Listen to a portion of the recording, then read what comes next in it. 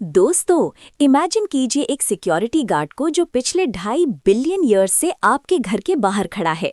वो आपको धूप, धूल और दुश्मन से बचा रहा है। लेकिन आज हमने उस गार्ड को जॉब से निकाल दिया है। क्यों?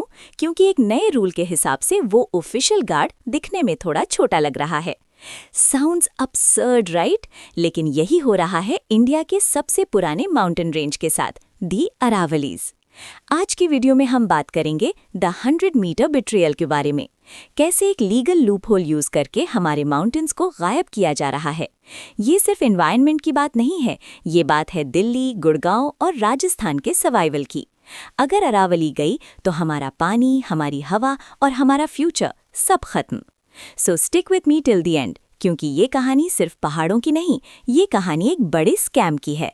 Let's decode, did they really sell our mountains? First of all, let's understand what we are losing. Aravalli range कोई आम पहाड़ नहीं है। साइंस कहती है कि Aravalli range is approximately 670 million years old. सोचिए, ये हिमालय से भी पुराने हैं। जब हिमालयास का जन्म भी नहीं हुआ था, तब से अरावली इंडिया को प्रोटेक्ट कर रहा है।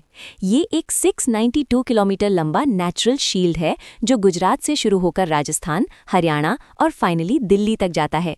इसका highest peak Guru Shikhar 1722 metres ऊंचा है। कल्चरल वैल्यू की बात करें तो चित्तौड़गढ़ फोर्ट, आमेर फोर्ट और यहाँ तक कि हमारा राष्ट्रपति भवन, इन सब की फाउंडेशंस अरावली के रॉक्स पर ही टिके हैं। Basically Aravalli is the backbone of north west India. Aravalli एक ग्रेट ग्रीन वॉल है। इसका सबसे बड़ा रोल क्या है? Desert shield. वेस्ट में है थार डेजर्ट। अरावली एक बैरियर की तरह खड़ा है जो रेत यानी सैंड को ईस्ट में यानी फर्टाइल प्लेन्स और दिल्ली एनसीआर की तरफ आने से रोकता है। ये नॉर्थ वेस्ट इंडिया के क्लाइमेट को रेगुलेट करता है और मॉनसून विंड्स को गाइड करता है ताकि बारिश हो सके। गुड़गांव और फरीदाबाद में पानी कहाँ से आता है? अरावली के रॉक्स फ्रैक्चर्ड हैं, यानी उनमें क्रैक्स हैं। जब बारिश होती है तो ये रॉक्स एक स्पंज की तरह काम करते हैं और पानी को जमीन के अंदर भेजते हैं। ये रीजन का क्रिटिकल वाटर रिचार्ज जोन है। अगर ये पहाड़ नहीं रहे तो ग्राउंड वाटर रिचार्ज खत्म। आजकल वैसे ही हमारे शहर डार्क जोन्स बन रहे हैं जहाँ पानी खत्म हो रहा है। विदाउट अरावली हमारे नलों में पानी आना बंद हो जाएगा। सिंपल। अरावली माउंटेन्स सिर्फ पत्थर नहीं है, ये एक बायोडाइवर्सिटी हॉटस्पॉट है। यहाँ nearly 400 species of native plants हैं। ये घर है लेपर्ड्स, हाइनास, जैकल्स और डाइवर्स बर्ड्स का। सबसे इम्पॉर्टेंट बात, ये एक वाइल्ड लाइफ कॉरिडोर है। इमेजिन कीजिए सरिस्का टाइगर रिजर्व और असोला भट्टी के बीच का हाईवे। जानवर इस रास्ते से ट्रैवल करते हैं। अगर हम ये माउंटेन्स हटा देंगे तो हम उनके घर तोड़ रहे हैं और उन्हें शहरों में घुसने पर मजबूर कर रहे हैं। अब आते हैं मेन इशू पर, द 100 मीटर रूल। ध्यान से सुनिएगा, क्योंकि यहाँ पर गेम खेला गया है। सरकार ने अरावली की डेफिनेशन ही बदल दी। नए रूल के हिसाब से द वर्टिकल रूल, एक पहाड़ को अरावली तभी माना जाएगा अगर वो सराउंडिंग लैंड से 100 मीटर्स ऊंचा हो। अगर वो 99 मीटर्स का है तो सॉरी, वो पहाड़ नहीं है, आप उसे तोड़ सकते हैं। द हॉरिजॉन्टल रूल, अगर दो पहाड़ों के बीच में 500 मीटर से ज्यादा का गैप है तो उन्हें कंटिन्यूअस रेंज नहीं माना जाएगा। इसका लॉजिक समझने के लिए एक एग्जाम्पल देता हूँ। इमेजिन करो कल को सरकार बोले सिर्फ वही लोग इंसान यानी ह्यूमन माने जाएंगे जिनकी हाइट 6 फीट से ज़्यादा है। आपकी हाइट 5'11" है, सॉरी, आप इंसान नहीं हो, आपके पास कोई ह्यूमन राइट्स नहीं है। Sounds absurd, right? बिल्कुल यही अरावलीज के साथ हो रहा है। हम एक टेप मेजर लेके डिसाइड कर रहे हैं कि कौन सा पहाड़ बचने लायक है और कौन सा नहीं। इस डेफिनेशन की वजह से 91.3% अरावली हिल्स ने अपनी लीगल प्रोटेक्शन खो दी है। According to forest survey of India, सिर्फ 8.7% पहाड़ ही अब इस 100 मीटर क्राइटेरिया में फिट बैठते हैं। बाकी सब open for mining and land mafia. अगर ये 91% पहाड़ गायब हो गए तो क्या होगा? सबसे पहले the great green wall will fall. Thar desert cancer की तरह फैलेगा। जो जमीन आज फर्टाइल है वो बंजर यानी एरिड बन जाएगी। दिल्ली एनसीआर में जो आप आजकल हेवी डस्टों में गिरते हैं वो बस ट्रेलर है, पिक्चर अभी बाकी है। दूसरा, वाइल्ड लाइफ जेनोसाइड। जब आप पहाड़ों को बीच में से काट दोगे तो जानवर एक जगह से दूसरी जगह नहीं जा पाएंगे। ये इनब्रीडिंग ट्रैप बन जाएगा। एक ही फैमिली में ब्रीडिंग होगी, इम्यूनिटी वीक होगी और धीरे धीरे सारे टाइगर्स और लेपर्ड्स खत्म हो जाएंगे। हम उन्हें लिविंग डेड बना रहे हैं। तीसरा, पानी का संकट। मैंने बताया था ना, अरावली एक स्पंज है।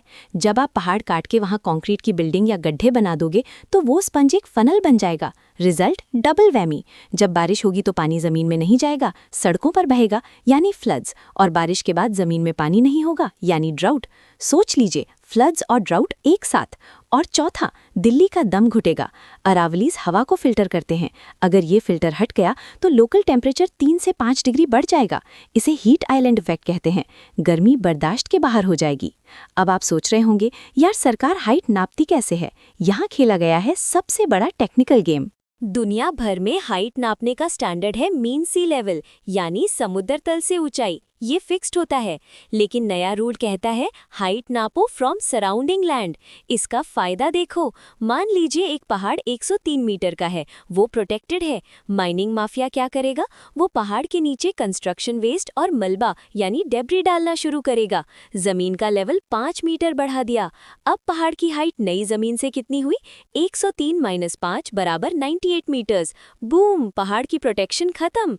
अब आप लीगली उसे तोड़ सकते हो। अब आप यहाँ माइनिंग कर सकते हैं। दोस्तों, ये लड़ाई नई नहीं है। 1980 से स्टोन रश चल रहा है। सुप्रीम कोर्ट ने बार बार माइनिंग बैन की है, लेकिन ग्राउंड रियलिटी अलग है। बिटवीन 1968 एंड 2018 राजस्थान की 128 हिल्स में से 31 हिल्स पूरी तरह गायब हो चुकी हैं। सरकार कहती है ट्रस्ट अस, हम सस्टेनेबल माइनिंग प्लान लाएंगे। लेकिन सरांडा फॉरेस्ट का एग्जाम्पल देखो, वहाँ भी यही बोला था, नो गो जोन्स बनाए थे। लेकिन कॉर्पोरेट प्रेशर आया और सारे रूल्स चेंज कर दिए गए। इन्वायरमेंटलिस्ट को डर है कि अरावली के साथ भी वही होगा। रूल्स बनेंगे, फिर रूल्स तोड़े जाएंगे। हिस्ट्री सजेस्ट करती है कि ये नया प्लान भी सिर्फ एक इल्यूजन ऑफ सेफगार्ड है। So is there any hope?